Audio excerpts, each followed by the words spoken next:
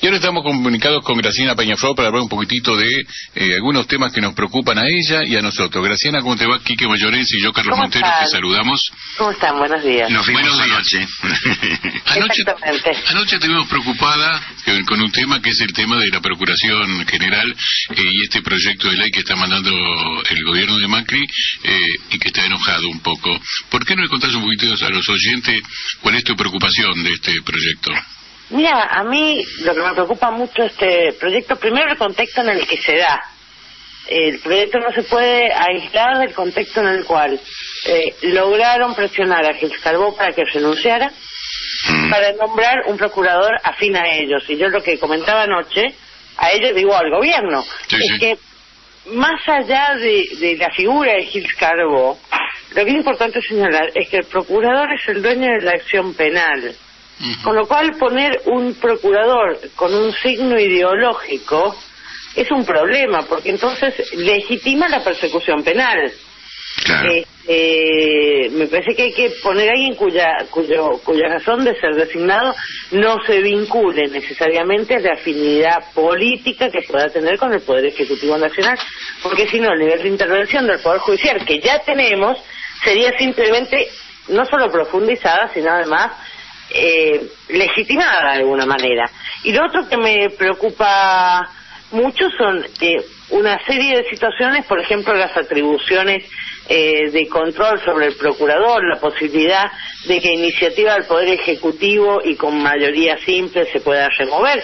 Digo, a mí me da la sensación que estamos camino a un Ministerio Público Fiscal que va a ser, como en las viejas épocas, casi una dependencia del Ejecutivo y sujeto al poder disciplinario del Poder Ejecutivo, y eso me preocupa y mucho. Anteriormente tenía otro carácter, durante la gestión de Gils Carbó. Durante mucho tiempo es así. El sistema del Ministerio Público ya existía, pero con la reforma del 94 adquirió un estatus especial como un órgano extrapoder con autarquía financiera y de funcionamiento.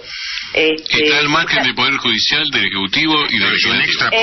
Un quinto, ¿no? Exactamente. Ahora bien, antes de la reforma del 94 dependía ya de el Poder Ejecutivo y todo indica que en esta reforma es un intento de volver disimuladamente a ese mismo esquema.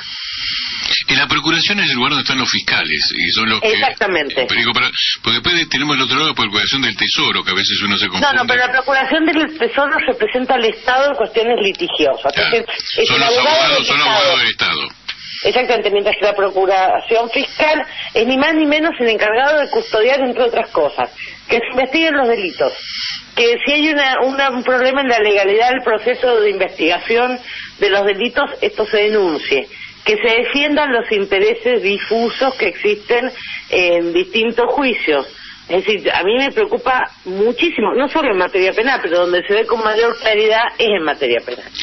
Graciana, hay una propuesta, o hay mucha gente que cree que es importante darle a los fiscales mayor relación con la prosecución de un juicio, o sea, la investigación. En este caso, que yo creo que eso puede ser bueno, que el juez después dictamine, que sea el que haga la sentencia, pero con control, o sea, pero si está en manos no parte del proceso, sino que controle cómo se lleva adelante el proceso para que haya una igualdad de partes. Porque si no, te voy a dar un ejemplo. El juez que debe controlar es al mismo tiempo el que ordena medidas que les pide el fiscal. Claro, pero si en la Procuración ponen a una persona que directamente es del riñón o responde al Poder Ejecutivo y ya no lo convierte en un extrapoder, sino en un apéndice del Poder Ejecutivo, estamos en el horno, o podemos estar en el horno.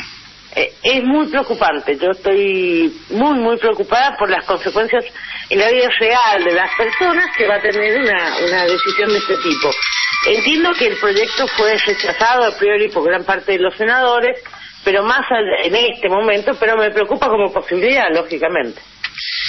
Una pregunta, digo, la acusación que hace ahora el oficialismo sobre Gils Carbó era que precisamente era una persona que estaba totalmente ligada al gobierno de Cristina, y recordemos que ella fue la que intervino como fiscal en el caso Clarín Cablevisión, ¿no? Cablevisión multicanal. Exactamente, me parece que de Gil Carbó llega con una resistencia originaria porque no era una fiscal que seguía las decisiones de lo que llamamos la familia judicial. Entonces había enfrentado poderes que el Poder Judicial en ese momento no tenía la voluntad de enfrentar. Yo siempre recuerdo que Gil Carbó fue electa con una mayoría enorme por muchísimos miembros de la oposición, con lo cual gran parte de lo que se dijo después de su subordinación, supuesta subordinación política, me parece que era más un discurso de barricada de quienes querían quedarse con ese lugar que un verdadero análisis de su actuación, claro. Y sobre todo, aparte, bueno, un poco también la venganza que ejerce casi siempre el Grupo Clarín sobre aquellos que se les han enfrentado o que se han puesto alguna idea mala, qué sé yo. Exactamente. Mala para ellos, obviamente. Anoche también contabas en la cena que estuvimos ahí, que estaba Agustín Rossi y Felipe Solá, una linda cena, donde vos vas permanentemente en ese grupo de la MAC. Están totalmente desquiciados, pero son geniales. Sí. Muy simpático el muchacho que habló, que dice que me miro en el espejo y digo, soy peronista, porque depende de una familia. El Boni es uno de los alma mater de la claro, y siento que mi abuelo me está dando un palazo por la... o sea, que le cuesta reconocerse como peronista, ¿no? Él hacía referencia que muchos de quienes participan en esa cena tienen un origen radical. Claro, eran alfonsinistas. Exactamente. No, te preguntaba, ahí vos dijiste también una cosa que uno percibe, ¿no? O cree que es así, sin estar recorriendo los pasillos de tribunales, el temor que tienen los jueces en este momento para funcionar con libertad. Esto lo dijo en un momento la jueza Servina de Cubría, que ya nunca había visto una cosa así de presión del Ejecutivo sobre los jueces. Digo, es así como vos contabas ayer, que los jueces tienen miedo, los fiscales, todos tienen... No tienen miedo, están preocupados. Sí. Los jueces y fiscales están preocupados porque de pronto, más allá de la evaluación jurídica que puedan hacer de sus conductas procesales, se ven obligados a hacer una evaluación política de la cual muchas veces carecen los elementos. Entonces, sí, claramente está muy preocupado. Y la actitud esta de Carrió, acorralándolo permanentemente a Lorenzetti, amagándole con denuncias. Hay un libro que anda dando vuelta ahí sobre la biografía de Lorenzetti, que parece que escribió alguien vinculada a ella. Digo, déjame parafrasear algo. En la disputa Lorenzetti-Carrió, yo voy a estar del lado del más débil, que somos todos los que no somos Lorenzetti-Carrió, y que quedamos víctimas de una pelea entre dos personas que entienden el Poder Judicial como una herramienta distinta a lo que es el Poder Judicial. Claro. No es una herramienta de política, ellos están disputando una tutela del Poder Judicial. Lorenzetti en su carácter de presidente de la Corte, Carrió en su carácter de diputada, pero en esa disputa donde no hay espacio para nuestros derechos, nuestras garantías, una pelea de poder que nos excede por mucho. Entonces me parece que debería mantenerse al margen, porque en esa pelea las causas judiciales son pequeñas fichitas de un tablero más grande. Pero es que esas pequeñas fichitas para Lorenzetti y para Carrió, para la mayoría de los ciudadanos son causas concretas. Entonces, te quiero hacer una pregunta. Hace unos días, hace 2 sábados atrás, La Nación saca un artículo donde dice, una noticia donde dice que Macri ha decidido echar al hijo a Canicoba Corral y a Rafecas. Y el otro día y ahora se agregó Ballesteros, porque votó no sé qué cosa en contra. O puso en algunas consideraciones el caso de Vudú, diciendo que esta teoría de Irurso no se puede aplicar más. ¿Puede funcionar un poder judicial así, bombardeo a través de los medios, a través de La Nación, con título, ¿no? Dicho como título. No puede, y por eso tenemos esta situación de crisis de las garantías procesales, porque así no funciona el Poder Judicial, o por lo menos no funciona bien. Ayer discutíamos esto.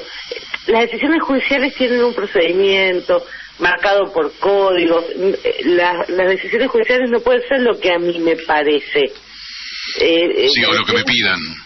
O lo que me pidan. Decisiones judiciales tienen que estar tomadas conforme a derecho. A derecho, claro. No hay mucho más, no es muy difícil la ecuación. A veces yo siento que nos vamos en análisis muy detallistas, punto. cumplís las garantías y los códigos de procedimiento o no los cumplís, punto. Es bastante más simple la ecuación. O no se cumple, punto. Ergo, el Poder Judicial no funciona, punto. Pero evidentemente no se cumplen porque te digo, si te utilizan los medios de comunicación a determinados periodistas como Feynman para apretar también, o La Nata para apretar jueces, fiscales, digo, todo ello, es imposible que uno funcione con libertad, con independencia. A mí no me preocupa tanto la presión mediática sobre el Poder Judicial, más allá que me preocupa, si hubiera un marco en el cual defenderse. Claro. Pero el problema es que es un poco más perverso que decir, Casanelo, a ver, lo que dicen es, hay juicios contra Cristina. Lo tiene Casanelo, llevarlo preso. En la discusión que se vio los otros días en Animales Sueltos, que circula en internet, donde Santoro decía, bueno, yo la quiero condenar. ¿Y cómo será que la abogada de Stolbizer dice, mirá, yo no quiero nada más que condenarla, pero no hay pruebas en esta causa? Bueno, así también el caso Vudú y el caso Debido, que lo llevaron preso antes de tiempo. A Vudú lo detuvieron sin ni siquiera haberlo llamado declaración indagatoria. No, es una vergüenza, es un apriete, como digo yo, estamos sin Estado de Derecho y estamos viviendo un Estado de derecha. Sí, es un estado de excepción permanente, y el estado de excepción, por definición, termina mal, Viste, el estado de excepción también tiene sus reglas. Una es que termina muy mal. Claro que sí. Graciela, ¿cómo uno puede volver a confiar en este Poder Judicial? Digo, ¿cuándo son los pasos? ¿Cómo sigue? Digo, porque me estás preguntando algo que no sé. Pero creo que el primer punto es darles libertad para que tomen decisiones conforme a derecho. No, porque yo digo, ¿sabés lo que percibimos nosotros? Y cada vez es peor. Cada vez es más. Digo, que a vos te reconozca el diario La Nación, que dice que Macri decidió echar a otros jueces y lo pone como operador a Angelici o al, ¿cómo se llama el otro? Rodríguez. Bueno, en ese caso el diario La Nación está contando lo que todos sabemos. Claro, pero que exista, es una barbaridad. Bueno, el problema es que exista. El problema es que exista. A ver, voy de vuelta. El problema no es que salga en La Nación. Que salga en La Nación demuestra el nivel de desvergüenza con que hace. Claro, sí, que es desembosado. El problema es que eso exista. El problema, yo digo, ¿sabes cuál es la gravedad? Es que una cosa, por ahí que ustedes conozcan, andan en los pasillos, conocen todo eso, viven ese microclima, pero que para el conjunto de la sociedad, el diario de la Nación las lee lo que lo tiene que leer, son los empresarios, son los jueces, son los fiscales, y Carlos Montero. Eso leen la Nación y yo, que me informo por ahí. Pero digo, una cosa, a mí no me preocupa tanto cuando leen jueces, fiscales, lo que llamaríamos el círculo rojo, porque el círculo rojo ya tiene una idea a priori de qué piensa de algunas cosas. Me preocupa la difusión masiva destinada a orientar la opinión pública, que no está orientada. Que lo lee el círculo rojo, digo, yo sé que cuando Pablo Rocco lee el diario, no hay nada que alguien escribe en un diario que le pueda hacer cambiar lo que ya piensa Pablo Roca. ¿Sí? Y no le llama la atención porque conoce, porque es gestor en muchos casos de estas cosas. Pero el problema es la opinión pública direccionada, dirigida, manipulada. Eso me preocupa mucho más. Y te voy a decir cosas, no es que me preocupa que haya 1, 2, 100 medios que hagan eso. El problema es que no hay ningún medio capaz de brindar, o hay poquitos medios capaces de brindar un discurso contrahegemónico.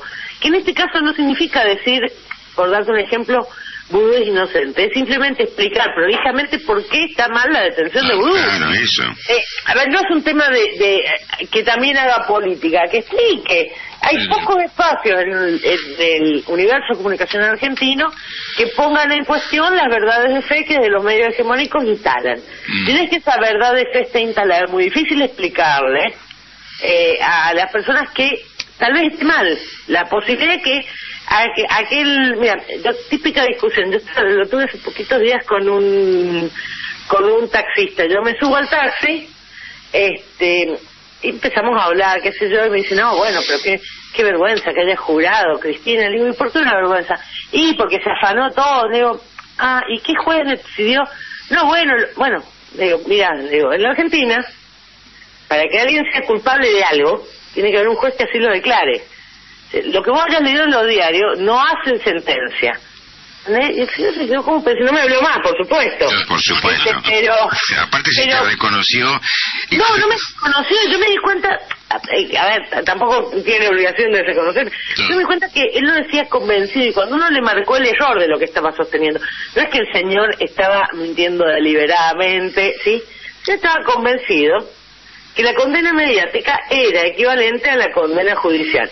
Cuando yo le expliqué la diferencia entre opinión pública y condena judicial, el señor básicamente se quedó callado. En parte pero posiblemente por vergüenza. Posiblemente después haya dicho con su compañero, hoy me subió una kirchnerista que estaba justificando, debe ser otra ladrona. A mí me han dicho hasta asesino.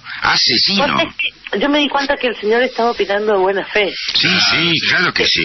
No, cuando vos le planteás el otro, la verdad de lo que está pasando, lo dejas en falta, pero dice la verdad pero decime que es juez. Claro. ¿Y sabes que el hombre se quedó? No, bueno, ninguno. Entonces, ¿por qué estás dando por sentado un delito que ningún juez ha determinado que se haya cometido realmente?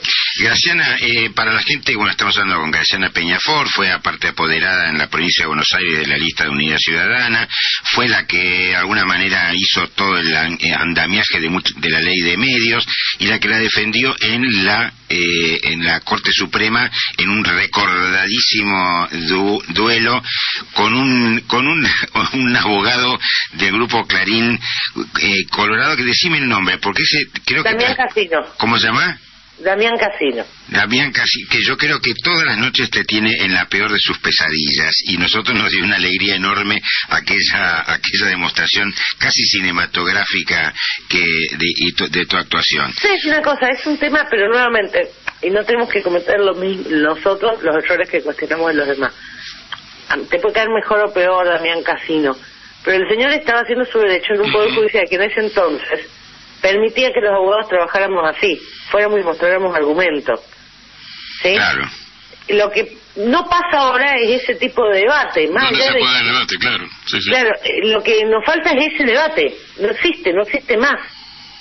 Bueno, Graciana, sé que tenés que volver a te va a decir algo. No, te queremos, Graciana, y una tarea que tenemos nosotros en la radio, por eso te molestamos, llamamos a legisladores, a algunos fiscales amigos para hablar de estos temas, porque como bien decís vos, alguien tiene que decir la otra parte, contar la verdad, porque tenemos una sola visión, y desde estos tiritos de Radio Rebelde, de la 750, quedan muy poquitos espacios para hablar. Entonces es muy importante que ustedes nos ayuden a darnos la propuesta, las cosas, contarnos, y nosotros tenemos la tarea de que nuestros oyentes se vayan informando a través de ustedes, que no tienen dónde hacerlo, ¿no?